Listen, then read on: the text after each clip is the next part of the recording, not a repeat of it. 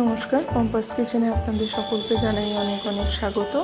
আজকে আমি বানাবো পনির পটলের একটা দারুণ রেসিপি।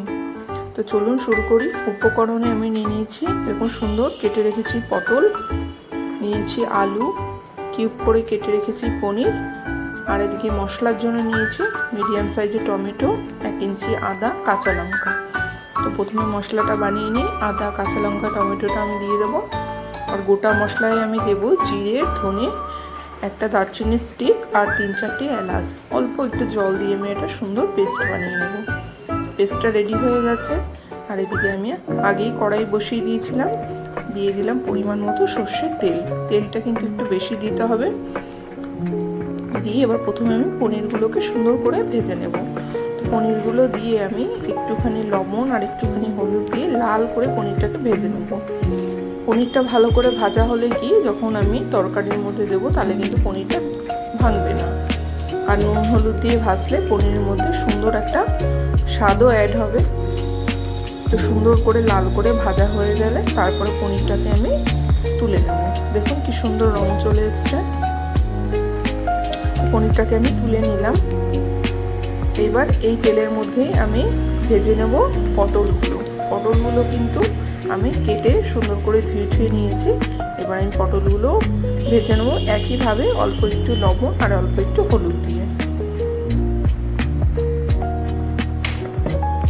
দিয়ে দিলাম পরিমাণ মতো লবণ আর হলুদ দিয়ে সুন্দর করে আমি লাল করে ভেজে নেব। পটল কিন্তু ভালো করে না ভাজা হলে একদম খেতে ভালো লাগে না, একটা জলসা জলসা লাগে। দেখুন খুব সুন্দর করে লাল করে আমার পটলটা ভাজা হয়ে গেছে। পটলটাকে এবার আমি তুলে নেব। এবার ওই তেলের মধ্যে ফোড়নে দিয়ে দেবো একটা তেজপাতা, শুকনো লঙ্কা, গোটা জিরে দিয়ে ফোড়নটা রেডি হয়ে গেল। এবার আমি কেটে রেখেছিলাম আলুগুলো, সেই আলুটাও আমি কিন্তু একটু ফ্রাই করে নেব। সুন্দর করে আলুটা ফ্রাই করে নেওয়ার পরে মাঝখানে একটু জায়গা করে পেস্ট করে রাখা সমস্ত মশলাটা আমি দিয়ে দেবো। মশলাটা থেকে কিন্তু খুব সুন্দর একটা ফ্লেভার আসছে, যেহেতু গরম মশলা রয়েছে, জিরে ধনে রয়েছে। যাই হোক, এবার আমি পরিমাণ মতো আমাদের ডেলির মশলাগুলো দিয়ে দেবো পরিমাণ মতো লবণ, হলুদ গুঁড়ো, আর দেবো আর একটু ঝাল লঙ্কার গুঁড়ো।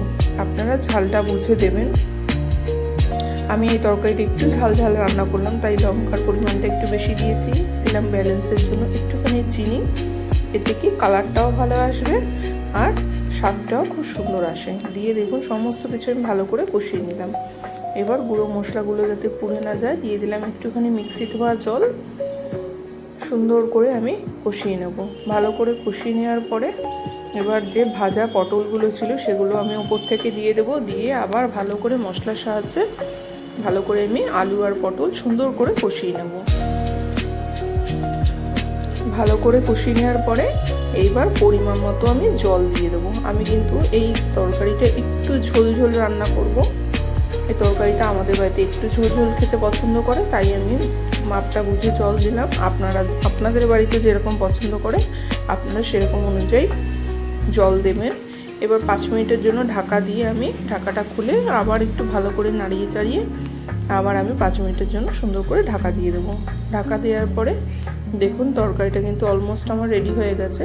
দেখুন আলু পটল সমস্ত কিছু ভালো করে সেদ্ধ হয়ে গেছে। এবার আমি পনিরটা ওপর থেকে দিয়ে দেবো। দিয়ে দেওয়ার পরে আমি এটা ফিনিশ করব বেশ কিছুটা ঘি দিয়ে। এইভাবে একদিন পটল পনির বানিয়ে দেখবেন, আশা করছি খুব ভালো লাগবে। এটা কিন্তু রুটি, পরোটা, ভাত সমস্ত কিছুর সাথেই বেশ ভালো লাগে। নিরামিষ একটা